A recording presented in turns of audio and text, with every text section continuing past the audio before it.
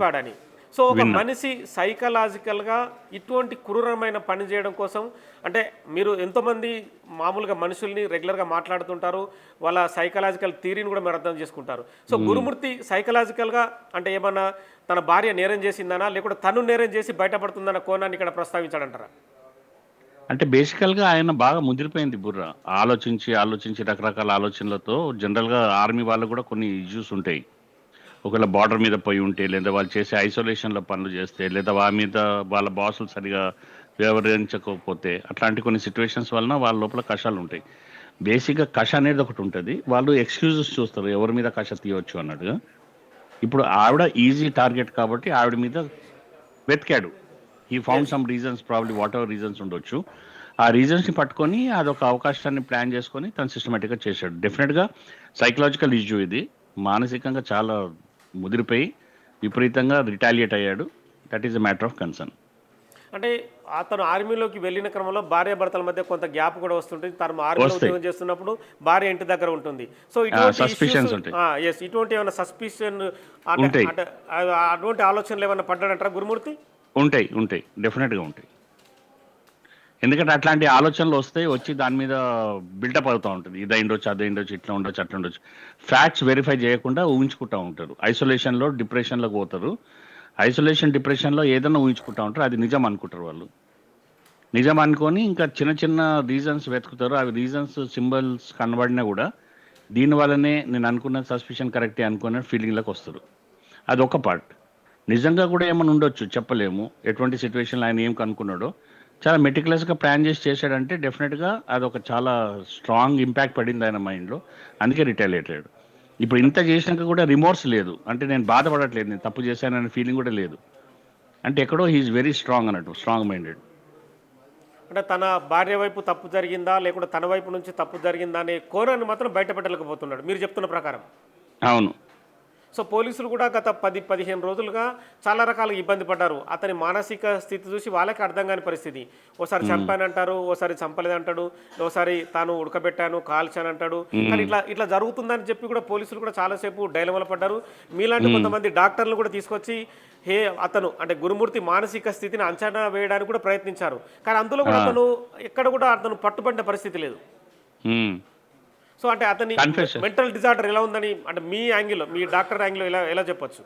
ఆయనకు డెఫినిట్‌గా psychiatric attention కావాలి. మామూలు సైకాలజిస్ట్‌గా కౌన్సెలింగ్ కూడా సరిపోద్ది. ఆయనకు సైకియాట్రిక్ మెడికేషన్‌తో సహా డాక్టర్స్ డీల్ చేస్తే అసలు సంగతి బయటికి పడతది. ఆయనను ఫస్ట్ మెడిసిన్స్ ఇచ్చి ఒక లైన్‌లోకి తీసుకురావాలి.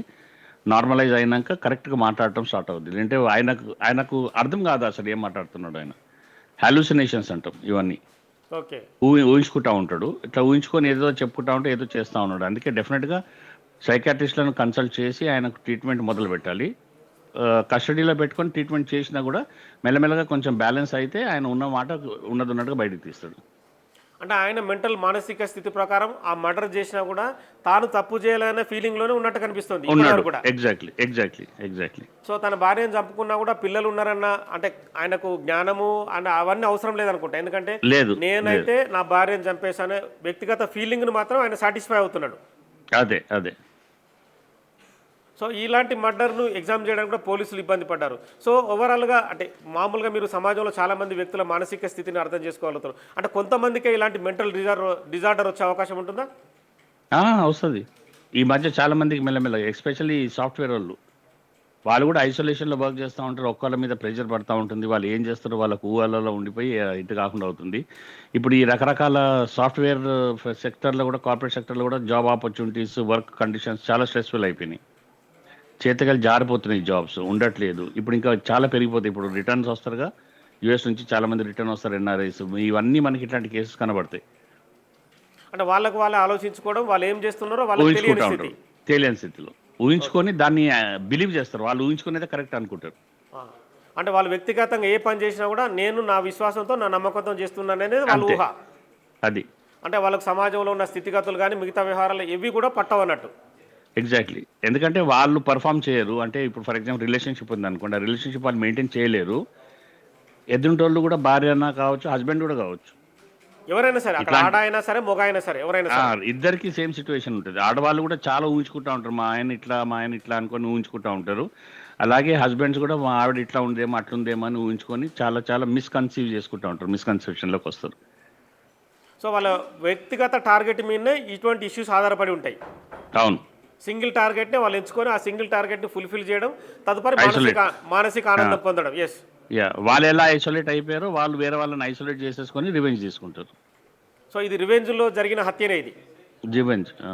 అంటే తన భార్య పైన ఎప్పటి నుంచో అనుకొని ఏదో ఒక రోజు చంపాలని చెప్పి ఒక ప్రీ ప్లాన్డ్గా అతను Yeah. ప్లాన్ వేసుకొని దానికి సంబంధించిన ఎవరైతే పరికరాలను కూడా సమకూర్చుకొని ఈ రోజు ఇది చంపాలి, ఈ రకంగా ఇది చేయాలని చెప్పి డిసైడ్ అయిన తర్వాత ఈ మర్డర్ జరిగింది.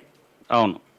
కానీ ఇంత అంటే ఈ మర్డర్ జరిగిన తర్వాత ఏదో తమిళ సినిమాలో చూపించినట్టుగా తను ఉడకబెట్టడము, కాల్చడము, తదుపరి పొడి చేయడము, తీసుకెళ్లి నీళ్ళలో కడపడం అనేది ఒక రకమైన అంటే దుశ్చర్య అనొచ్చా, లేకుంటే నరరూప రాక్షసుడు. అంటే కమిషనర్ కూడా ఇదే ప్రస్తావన చేసిండు, ఇంతటి నరరూప రాక్షసుడు నేను కూడా చూడలేదని చెప్పుకొచ్చాడు కెరియర్లో. అదే అదే అదే వీళ్ళు ఎందుకంటే ఊహలో ఏమైనా ఊహించుకోవచ్చు కదా, రకరకాల ఇన్పుట్స్ ఉంటాయి, టీవీ ఉంటుంది, వీడియోలు ఉంటాయి, ఏమేమో చూస్తూ ఉంటారు, ఏమేమో వింటూ ఉంటారు.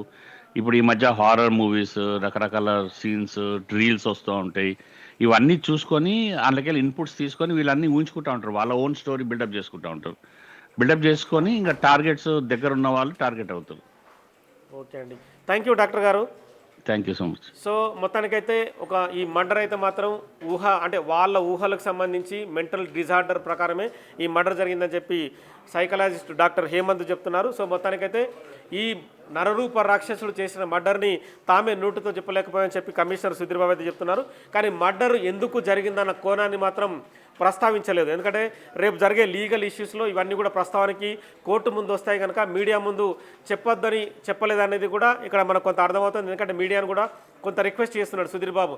తదుపరి జరిగే పరిణామాల విషయంలో కూడా కొంత జాగ్రత్తగా మీడియా ప్రొజెక్ట్ చేయండి, మీడియా సమాజానికి అవసరం, మీడియా చెప్పడం వల్ల కూడా వేరే వ్యక్తులు ఇలాంటి నరరూప రాక్షసులుగా కాకుండా చూడండి అని చెప్పి కూడా విజ్ఞప్తి చేస్తున్న పరిస్థితి.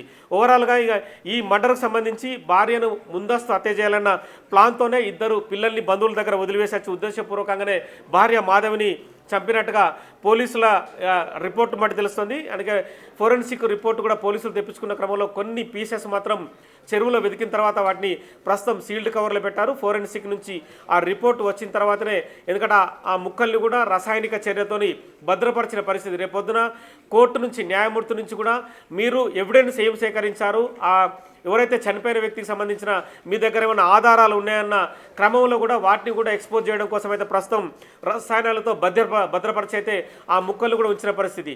ఇక వెంకట మాధవ్కి సంబంధించిన బంధువులకు మాత్రం ఆ డెడ్ బాడీ లభించలేదు. వాళ్ళు కర్మలు చేయాలన్నా, లేకుంటే ఎవరైనా మనిషి చనిపోయినప్పుడు వాళ్ళ ఇంట్లో జనరల్గా జరిగే కార్యక్రమాలు చేయాలన్నా కూడా వాళ్ళు చేసుకోలేని పరిస్థితి కూడా ఇక్కడ దాపురించింది. అలాంటి దుశ్చర్యకైతే తను గురుమూర్తి పాల్పడ్డాడని చెప్పారు. పిల్లలకు తల్లిపైన కూడా లేనిపోని మాటలు చెప్పాడు. సో మొత్తానికైతే ఏదో ఇష్యూ అయితే ఉన్నట్టుగా ఖచ్చితంగా కనిపిస్తుంది. మీ మమ్మీ నాతో గొడవ పెట్టుకొని ఇంట్లో నుంచి వెళ్ళిపోయిందని చెప్పి కూడా పిల్లల్ని నమ్మించాడు. కానీ ఈరోజు తల్లి లేకుండా పిల్లలైతే అయ్యారు. మరి గురుమూర్తి మాత్రం తను యాజ్ డీజ్గా తను ఏం మాత్రం పోలీసుల ముందు తన అహావాభావాలు కానీ తను ఏమి వెల్లడించకుండా మాత్రం గత 15-20 రోజుల నుంచి మాత్రం పోలీసుల్ని ముప్పు తిప్పలు పెట్టాడు. కానీ ఫోరెన్సిక్ ఎవిడెన్స్ నుంచి కూడా ఏ వ్యక్తి, ఏ నిందితుడు తప్పించుకోలేడని చెప్పి కూడా ఈ నేరంలో కూడా ప్రూవ్ అయింది. ఆ ప్రూవ్ అయిన క్రమంలోనే గురుమూర్తిని మీడియా ముందు ప్రొజెక్ట్ చేసిన పరిస్థితి మనకు కనిపిస్తుంది. రేపు జరిగే ఛార్జ్షీట్ వ్యవహారం కావచ్చు, కోర్టు ఇచ్చే తీర్పు కూడా ఖచ్చితంగా పోలీసులు గ్రౌండ్ ఎవిడెన్స్ని క్లియర్గా ఉంచుకున్న తర్వాతనే కోర్టు ముందు ప్రొజెక్ట్ చేసే అవకాశం కనిపిస్తుంది. ఖచ్చితంగా గురుమూర్తికి మరణశిక్ష లేదంటే యావజ్జీవ శిక్ష ఖచ్చితంగా పడే అవకాశం అయితే ఈ కేసులో కనిపిస్తుంది. Right, Nagesh, thanks for the updates.